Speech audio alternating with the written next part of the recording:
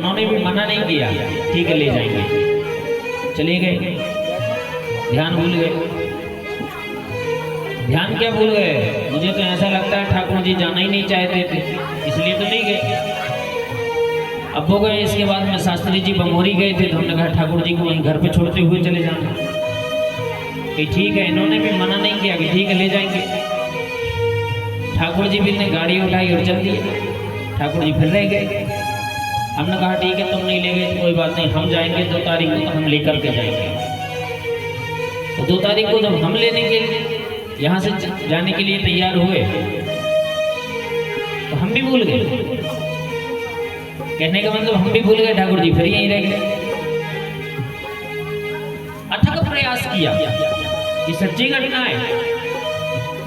अथक प्रयास किया, ऐसा कोई हमारी मंडली में नहीं है जिससे हमने ना कहा हो कि ठाकुर जी को ले जाओ, पर ठाकुर जी गए ही नहीं।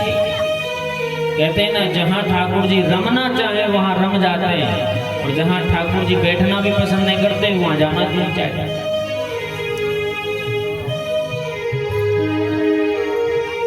जैसी नगर में कथा हुई, ठाकुर जी को मैं लेकर के गया। आप विश्वास नहीं करोगे, ठाकुर जी 2 दिन भी नहीं रुके वहां। 2 दिन भी नहीं रुके और ठाकुर जी घर आ गए। 2 दिन मैंने नित्य पूजन की। पूजन करने के पश्चात में ठाकुर जी का पता नहीं मन कैसे नहीं लगा, और अपनी गाड़ी गई थी तो गाड़ी में ठाकुर जी कब किसने बिठा दी पता ही नहीं लगा। भैया जी गाड़ी लेकर के घर आ गए। हमारे बड़े भ्राता श्री गाड़ी को लेकर आए, हम ठाकुर जी को आए। ठाकुर जी गए कहाँ? और ठाकुर जी वहां से पता चला कि हमारे बैग में रखे। अब बताइए, अब 5 दिन हम वहां ऐसे ही रहे। तो कहने का मतलब यह है, ठाकुर जी जहां रमना चाहते हैं वहां स्वयं रुकते हैं। आप मना भी करोगे कि ठाकुर जी को जाने दो, फिर भी ठाकुर जी वहां रह जाएंगे। ऐसे ठाकुर जी, क्योंकि जब ठाकुर जी को मन उनके ऊपर छोड़ दो, प्रभु जो कुछ करना है सब आप हैं, मैं कुछ भी नहीं, अब आपके ही सामने मैंने अपना जीवन सौंप दिया है। तो आइए 2 बार भगवान नाम संकीर्तन करते हुए हरे राधे राधे राधे गोविंद राधे। सभी लोग बड़े भाव से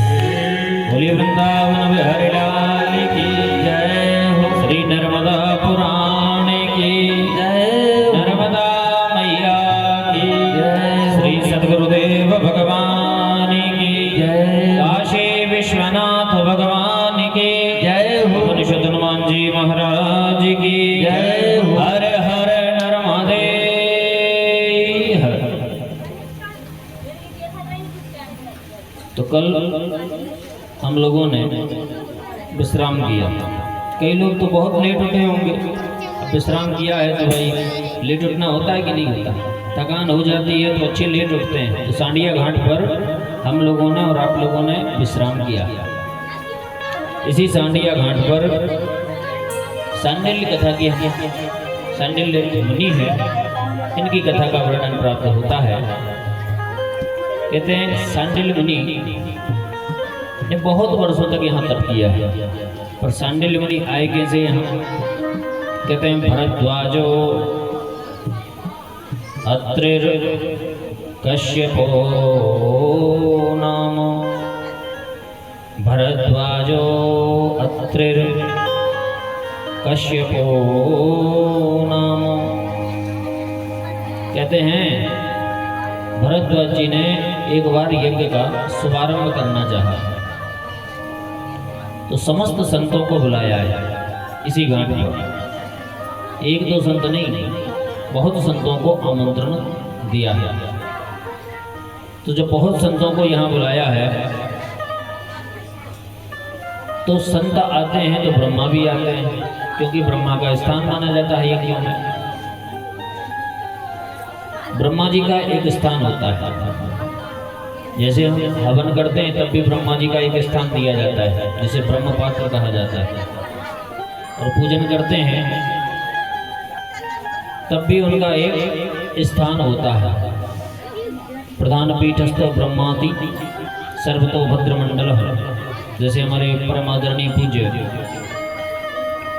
श्री हेमंत शास्त्री जी एवं आनंद शास्त्री जी सुबह के टाइम जब यजमान जी को पूजन करवाते हैं तो ब्रह्मा विष्णु रुद्र जो तीनों एक ही मंडल में उपस्थित रहते हैं, उनकी पूजन होती है, जिसको हम और आप सर्वतोभद्र मंडल कहते हैं। एक मंडल चक्र है, उसमें 57 देवताओं का आह्वान होता है। ब्रह्मजन्यानं प्रथमं पुरस्तात् सीमतः सुरुचो वेनावः सुदन्या उपमा शिपिष्टाः सतस्य जोनिम सतस्य विवः ब्रह्मणे नमः विष्णवे नमः संभवे नमः। तीनों ब्रह्मा विष्णु महेश का पूजन होता है। अभी तो यहाँ नहीं, कहीं भी कथा होती है तो सुबह श्री गणेश करके पूजन का शुभारंभ किया जाता है। यहाँ भी 2-2.5 घंटे 3 घंटे पूजन चलती है। हमारे मुख्य जमान के रूप में श्री रति राम जी एवं श्रीमती राधाबाई सुबह पूजन करती हैं। पूजन के पश्चात में भोजन प्रसादी फलार वगैरह करके तत्पश्चात कथा में हम लोग और आप लोग एक ही भूत होते हैं। तो कहते हैं पूजन करेंगे तो निर्विघ्नता से कार्य संपन्नता की ओर अग्रसर होता है। आज भरद्वाज जी महाराज ने भी यहाँ पूजन शुभारंभ किया है। श्री गणेशाय नमः। ब्रह्मा जी की भी पूजन की तो ब्रह्मा जी भी आ गया। एक मुनि को और बुलाया था, मैंने किसका नाम लिया कि भरद्वाजो अत्रिर कश्यपो नाम। कश्यप जी को बुलाया गया था, पर कश्यप जी किसी कारणवश देर से आए या आ नहीं पाए। तो मैं निवेदन करूं, कश्यप जी को देर हो गई। क्या है कि टाइम पर तो कोई नहीं आता, जब टाइम पे हमें नहीं आ रहे तो आप कहाँ से आओगे? बोलो नर्मदे हर। कथा का आगमन अपन ने 1 बजे से 4 बजे तक रखा है, तो 1:30 बजे हम ही पहुँचते हैं। तो आप लोग तो 2-2:30 बजे आओगे, है कि नहीं? 1:30 बजे हम आते हैं तो उधर हम 5 बजा देते हैं। तो कहने का मतलब ये है, कश्यप जी को बुलाया है। गौतम ऋषि भी आए हैं यहाँ अपनी पत्नी अहिल्या के साथ। ब्रह्मा भी आए हैं सरस्वती को ब्रह्माणी को साथ में लेकर के। सभी लोग आए लेकिन कश्यप नहीं आए। अब बिना कश्यप के आए पूजन शुभारंभ नहीं हो रही है, बैठे हैं। ब्रह्मा जी ने कहा एक काम कर लो।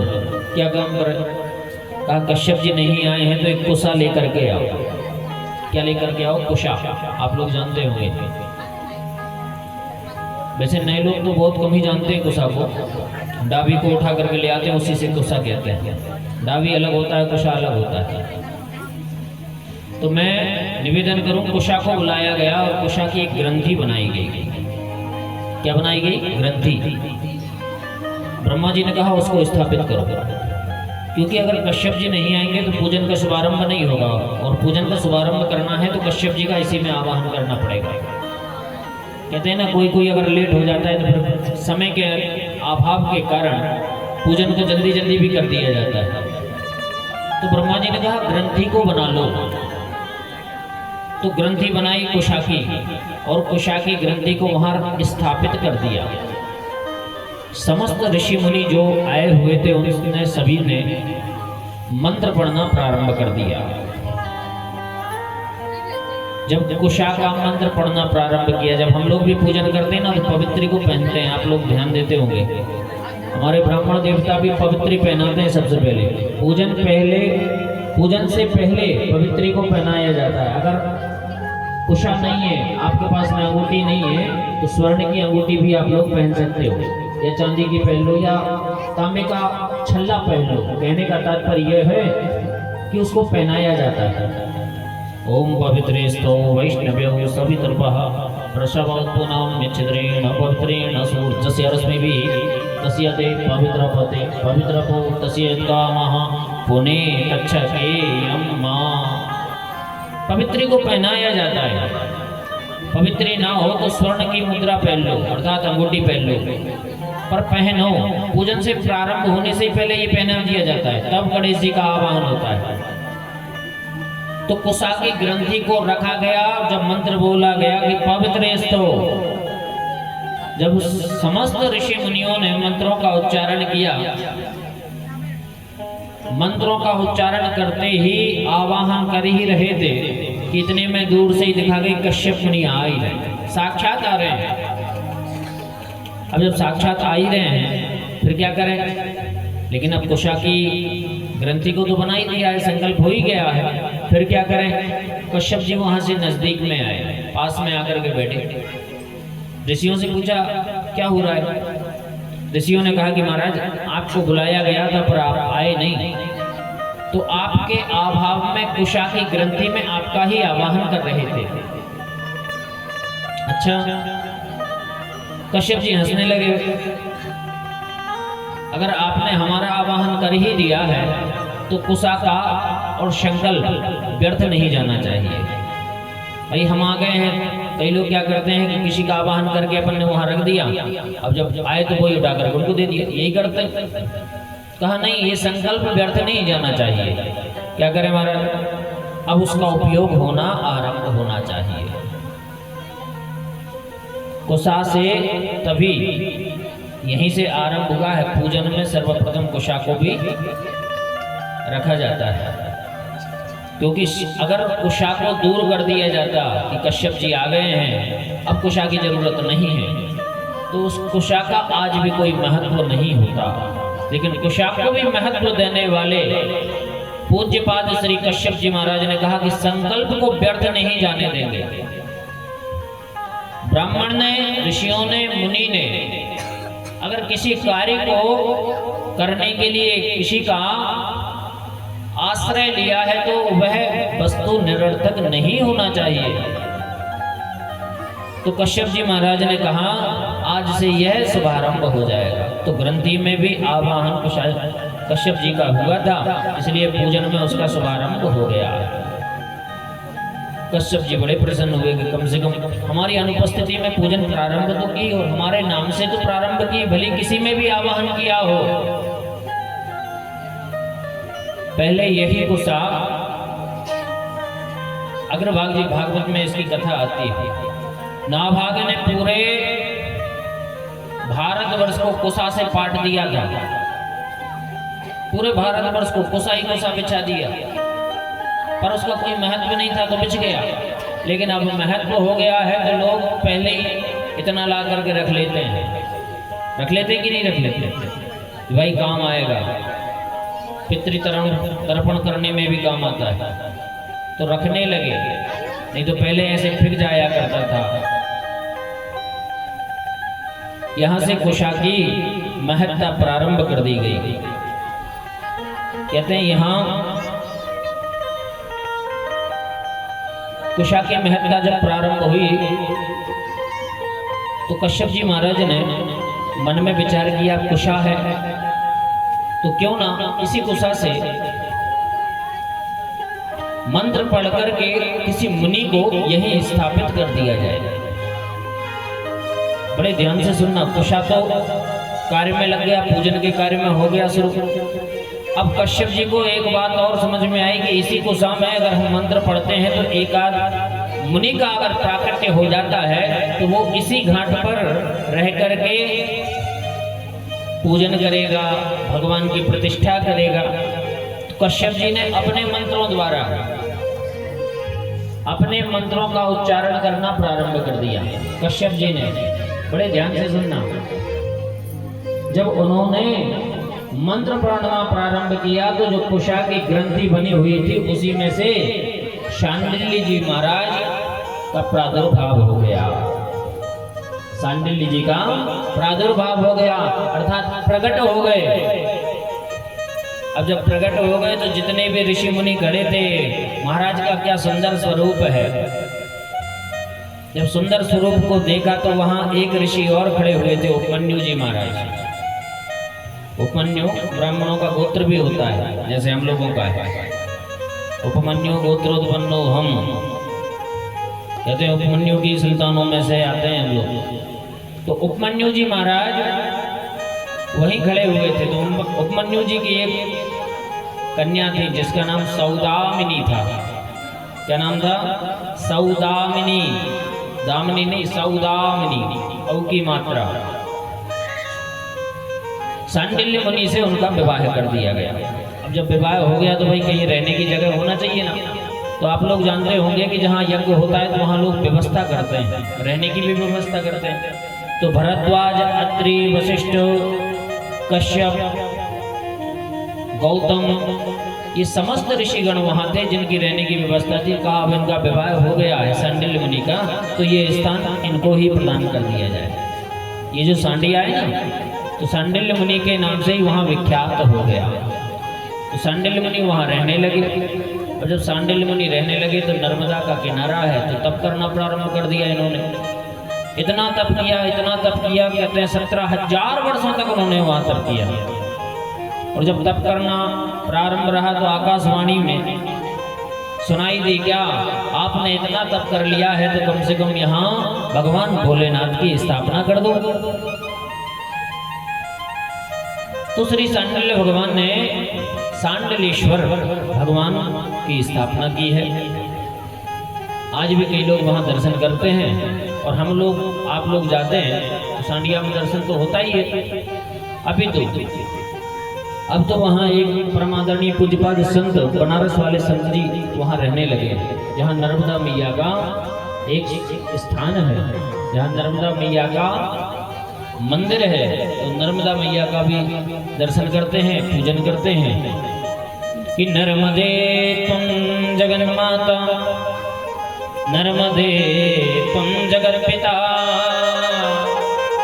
नर्मदे त्वं जगद्धात्री, नर्मदायै नमो नमः। तो नर्मदा मैया की वहाँ पूजन करते हैं। और वहीं बगल में ही शांडिलेश्वर भगवान स्थापित हैं, तो वहाँ लोग पूजन करते हैं, अर्चना करते हैं, वंदन करते हैं, प्रणाम करते हैं। और स्नान के फल से वहाँ से अपने घर की ओर चल दिया करते हैं। तो शांडिल्य मुनि जी ने यहाँ बहुत तप किया, अर्थात 17,000 वर्ष तक वहाँ तप किया। श्री मार्कंडेय भगवान कहते हैं जब सांडिया में शांडिलेश्वर को स्थापित कर दिया, यही शांडिलेश्वर भगवान कहते हैं यहाँ नंदी दान करने का भी बहुत, नंदी अर्थात कहते हैं ना बैल। भाई अगर कोई गाय को दान करता है तो कोई बैल को भी दान कर देता है। अच्छा खासा बैल हो तो किसान तो नहीं कर सकता, भाई किसान तो अच्छी बैल को ढूंढता है। अब तो बेचारे बैल भी नहीं दिखाते हैं, अब तो ट्रैक्टर चल गया ना। जब से ट्रैक्टर आया तब से बैलों की पूछ कम हो गई, नहीं तो बैल ही हर किसान के पास 2-2, 5-5, 10 जोड़ी रहा करते थे। अब बैल को कोई नहीं पूछता। गिने चुने लोग रह गए हैं जो बैलगाड़ी रखते हैं, नहीं तो अब तो सब ट्रैक्टर ट्राली वाले हो गए। लेकिन जो काम बैल कर सकता था वो ट्रैक्टर आज भी नहीं कर सकता। कर सकता है? मुझे तो नहीं लगता, क्योंकि बैल स्वयं धर्म का प्रतीक है। और जब बैल को लेकर के किसान आगे जाता था तो पहले के अन्न में और आज के अन्न में बहुत अंतर है कि नहीं? आज बिना दवाई के अन्न ही पैदा नहीं हो रहे, लेकिन जब धर्म स्वयं साथ में चला करता था, उसी खेत में जब धर्म आगे है पीछे किसान है, तो विचार करो जहाँ धर्म चल रहा हो साथ में, वहाँ अन्न की कमी रहेगी। खुद विचार करो आप ये बात। बैल एक धर्म का प्रतीक है। बैल आगे चलता था और पहले वो रहता था ना जो खनसा बना रहता था, उसमें दाना डालते थे, फिर बोते हुए चले जाते थे। और नाम तो हम भी नहीं जानते हैं, क्योंकि हमने तो देखा ही है बहुत पुराने, हमने भी ज़्यादा कुछ तो जानते नहीं किसानी के विषय में, क्यों किया ही नहीं कभी हमने। एक बार जरूर पिताजी नहीं माने थे तो उन्होंने क्या है कि राहर लगाए थे, यही खेत है बगल में राहर। और राहर इतनी लगाए कि हर गट्ठा घर पर पहुंचे। हमारे घर पे किसानी अपन जानते नहीं थे, पिताजी हाँ चलो राहर काटे। राहर काट करके एक एक गट्ठा बना करके घर में झूरा करते थे। तब से हमने किसानी देखी नहीं। बोलो नर्मदे हर। तो कहने का मतलब ये है, एक ही बार हमारे सामने पूज्य पिताजी ने किया था, तब से हमने किसानी की ही नहीं। कभी कभार आ जाते थे, देख अच्छा बढ़िया बेर का पेड़ था, वो तो शायद कट गया, वहीं ढोंगा कहते थे हम लोग इसको। खेत में जब आया करते थे ढोंगा पे चलो, तो एक बढ़िया थी अच्छी बढ़िया सुंदर बेर होते थे वहाँ, तो आकर के खूब बेर खाएं। और अब आते हैं तो यहाँ हुरा खा करके जाते हैं, क्योंकि हम यहाँ जब भी आते हैं तो हमारे परमादरणीय श्री रतिराम जी हुरा खिलाते हैं। चने के टाइम पे आते हैं तो अब बेर तो शायद कट गया है, वो कट गई बेरी।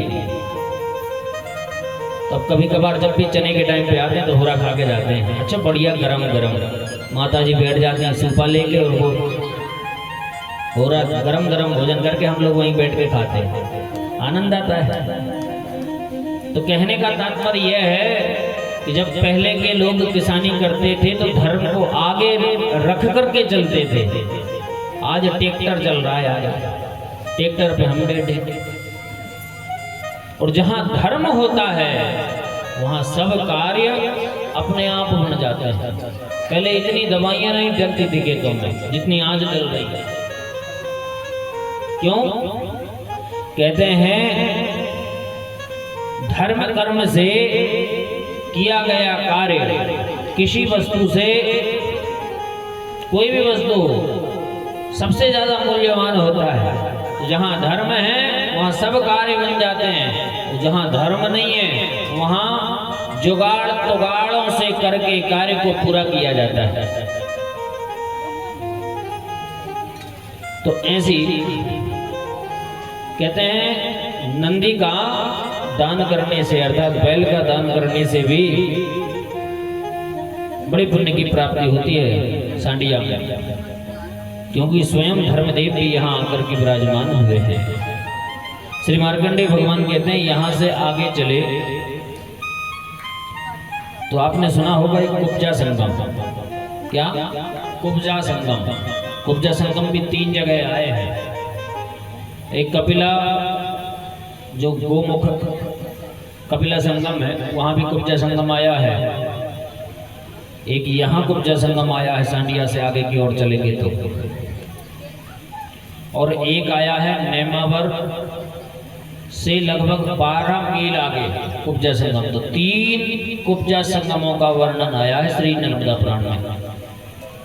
यह कुब्जा संगम ऐसा है, एक तो कुंडा महाराज का जो कहते हैं, वहाँ भी कई लोग कुब्जा कुब्जा कहने लगे, पर वो कुंडा महाराज है, कुब्जा नहीं है। यहाँ जो कुब्जा संगम है, यहाँ सरस्वती को श्राप लगा था। सरस्वती को श्राप दिए थे तो जन्मेजय ने हाथ जोड़ करके पूछा, महाराज सरस्वती को कोई श्राप दे सकता है जिसके द्वारा हम और आप बोलते हैं? सरस्वती के आशीर्वाद है, हम और आप बोल पाते हैं, कोई शब्दों का वखान कर सकते हैं, ये सरस्वती की कृपा है। पर सरस्वती को भी इसी कुब्जा संगम पर श्राप लगा, तो यहीं आकर के उन्होंने तप किया है। जन्मेजय ने श्री वेदव्यास जी महाराज से पूछा, महाराज सरस्वती को श्राप लगा? कहा हाँ, कैसे? कहा एक बार ब्रह्मा जी के पास में सरस्वती जी बैठी थी, तो सूर्य वंश के मरीचि, आपने नाम सुना होगा मरीचि मुनि, मरीचि मुनि जो थोड़े दिखने में सांवले थे, कहने का मतलब असुंदर थे, दिखने में सुंदर नहीं दिखाई देते थे, और जब दिखाई नहीं देते थे तो सुंदर नहीं थे। तो सरस्वती जी ने देखा कि मरीचि मुनि चले आ रहे हैं, अभद्रता, सरस्वती उपहास करने लगी, ब्रह्मा जी के पास बैठी बैठी उपहास करने लगी। और जब अवक्रता मरीचि की देखी तो मरीचि समझ गए कि ये हमारी अवक्रता पर हंस रही है, मतलब हम सुंदर नहीं है इसलिए हंस रही, कुरूप देख करके। तो मरीचि महाराज को कुरूप जान लिया श्री सरस्वती जी ने, तो मरीचि मुनि नाराज हो गए, क्रोधित हो गए, मेरे कुरूप रूप को देख करके तुम हंसती हो, इसलिए मैं तुमको श्राप देता हूं कि तुम शूद्री हो जाओ। क्या हो जाओ? शूद्री हो जाओ। शूद्री का अर्थ होता है कुब्जा, अर्थात टेढ़ी मेढ़ी हो जाओ। अब तो गिड़गिड़ाई सरस्वती जी, प्रभु मैं आपके तपोबल को समझ नहीं पाई, मुझे क्षमा कर दो। पर अब श्राप तो दे ही दिया, श्राप वापस कैसे आए? कहते हैं कुछ चीजें ऐसी होती हैं कि जो बाहर नहीं आ सकती। किसी से कुछ बोल दो तो शब्द एक बार बोल दो फिर वापस नहीं आ सकते। तीर कमान से, बात जबान से, अगर बात निकल गई कुछ तो वापस तो नहीं आ सकती। क्षमा याचना कर लो, गिड़गिड़ा लो, लोटपीट हो जाओ, पर वो बात वापस तो नहीं आ सकती ना। ऐसे तीर कमान से जब तीर चलता है तो आप सोचो कि अरे यार किसी को जाकर के लग गया, हे प्रभु इसको वापस कर दो उसको, तो वहां से लौट करके नहीं आ सकता। मरीचि ने कहा कि बात जबान से और तीर कमान से जब छूट गया है फिर वापस कैसे आए? सरस्वती जी बहुत गिड़गिड़ाई,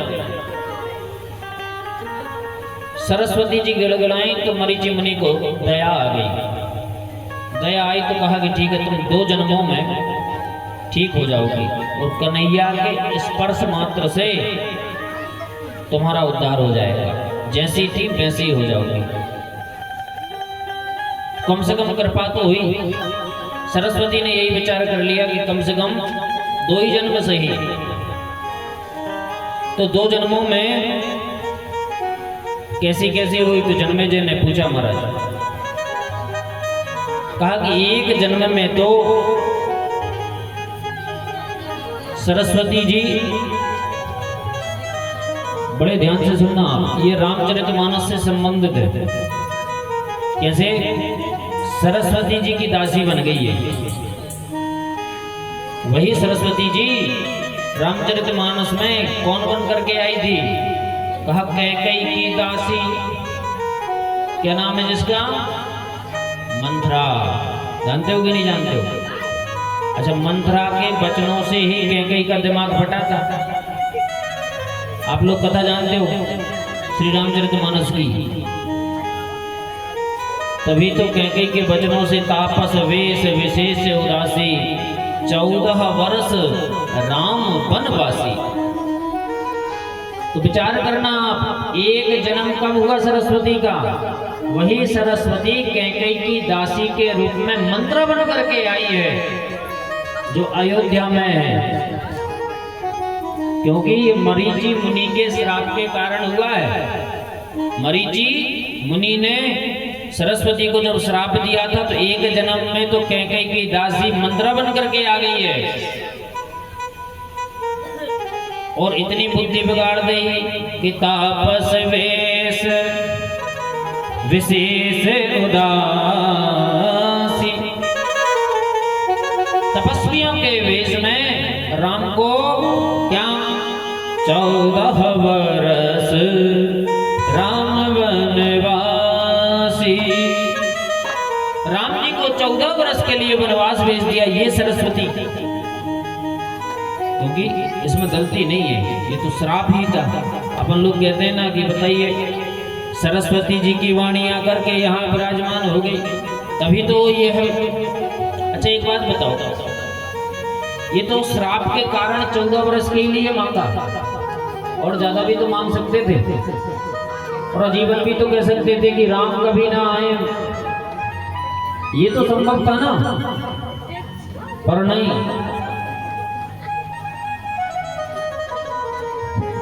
विचार करना, केवल श्राप के कारण, अब सरस्वती जी को तो जब श्राप ही लगा है तो इसलिए उनको ऐसा करना पड़ा। और राम जी 14 वर्ष के लिए वनवास चले गए, पर किसी ने पूछा महाराज 14 ही जगह 14 ही वर्ष क्यों मांगे? अरे राम को जब वनवास भेजना ही था तो आजीवन के लिए भेज दिए होते, राम लौट करके ही नहीं आते अयोध्या में। अगर कैकेयी माता, विचार करना, अगर कैकेयी माता राम से चिढ़ती तो आजीवन के लिए मांग सकती थी, लेकिन कहते हैं कौशल्या से अधिक प्रेम कैकेयी राम को करती थी। खुद के पुत्र को इतना प्रेम नहीं किया जितना राम को प्रेम करती थी, फिर राम को दूर क्यों भेजना चाहेगी? पर श्राप का भी तो कारण बनना है, और 14 वर्ष के लिए क्यों?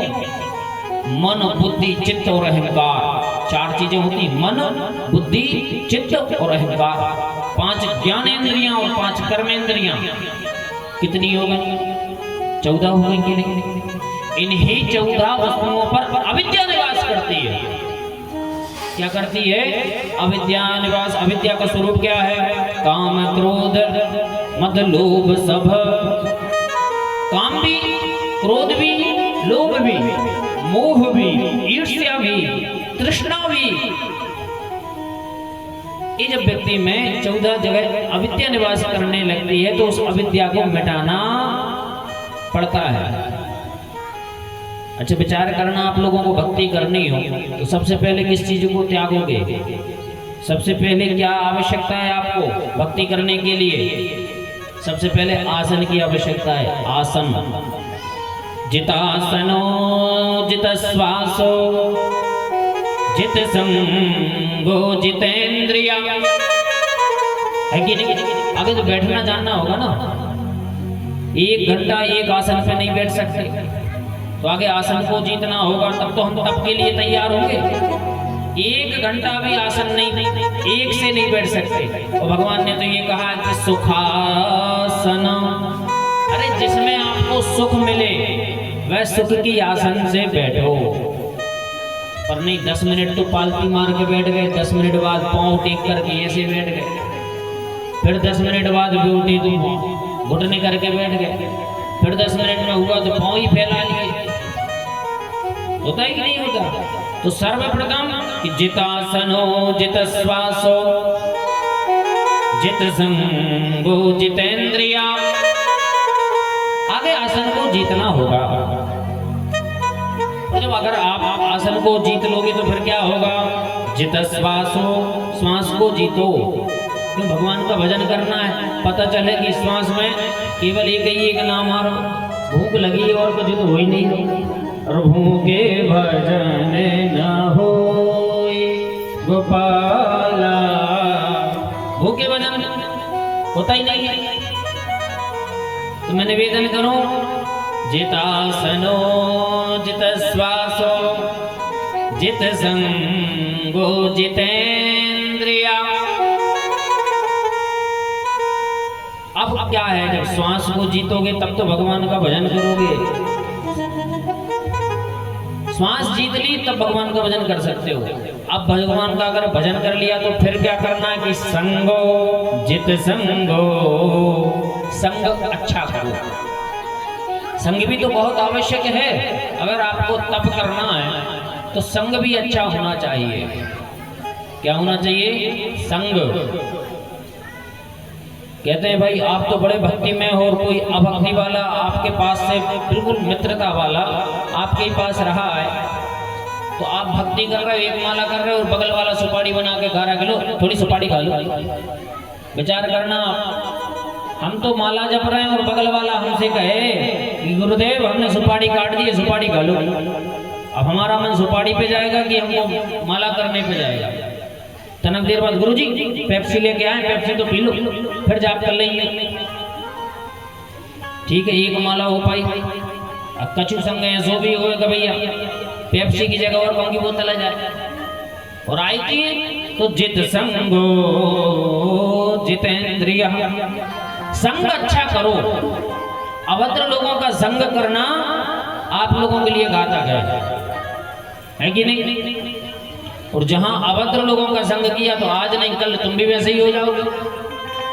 और जहां वैसे ही हुए तो समझ लो जितनी भक्ति थी वो और टूट गई, वो फिर बचेगी नहीं। संग का बहुत असर पड़ता है। अच्छे लोगों का संग करोगे तो अच्छा नाम होगा, भक्ति भी वहां रमती है। और बुरी संगति का बुरा असर होता है। तो कहने का तात्पर्य जित संगो जितेंद्रिय। अब ध्यान रखना, चौथी चीज क्या है? ये चार चीजें हैं, बहुत विशेष ध्यान रखना। आसन, श्वास और संग, तीन हो गए कि नहीं हो गए? अब एक चीज और जीतना है। क्या? जितेंद्रिय, इंद्रियों पर विजय पा लेना। इंद्रियां अर्थात अपने मन को।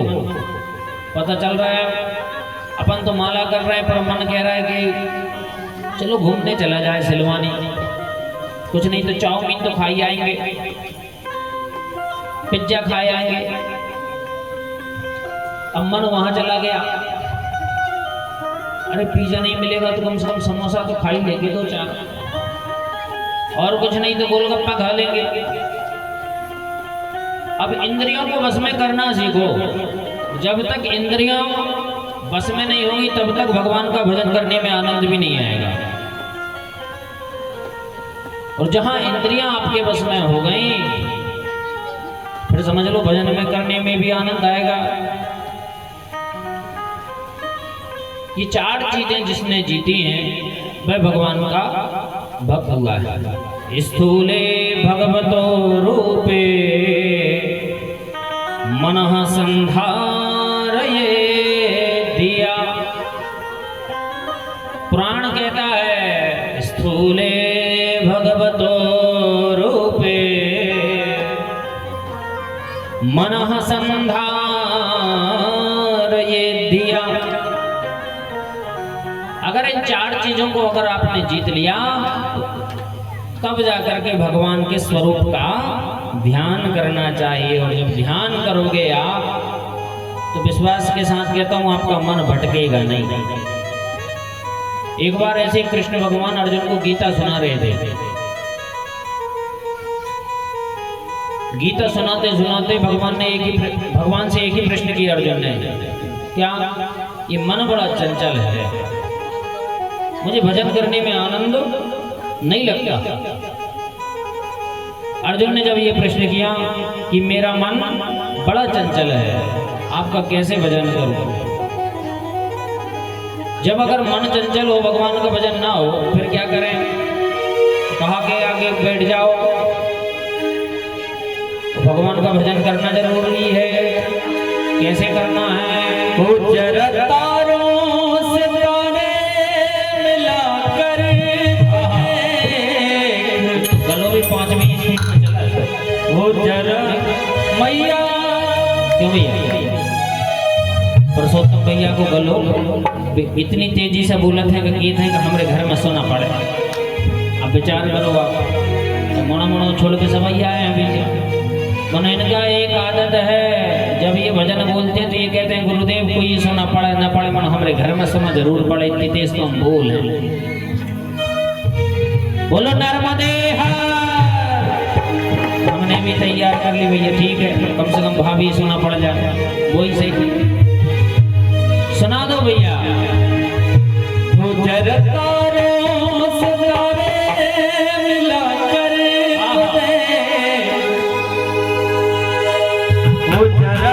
राम जी को दिल से बुला कर तो दे, प्रभु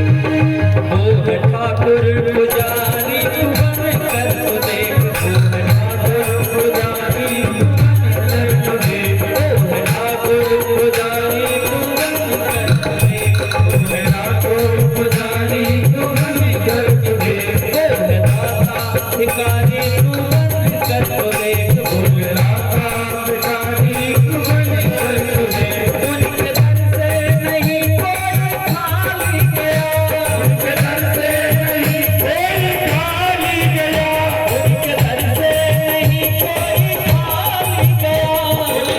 से नहीं कोई खाली गया, उनके दर से नहीं कोई खाली गया।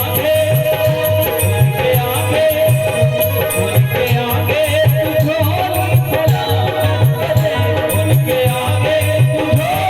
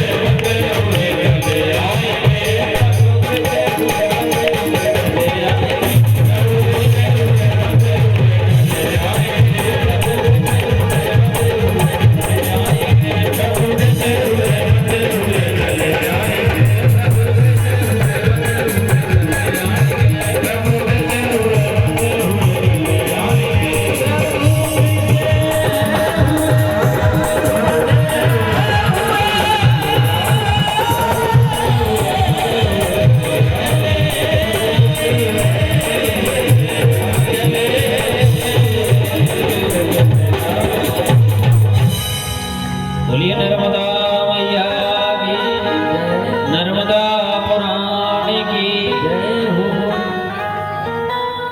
तो मैं निवेदन कर रहा था, वही कुब्जा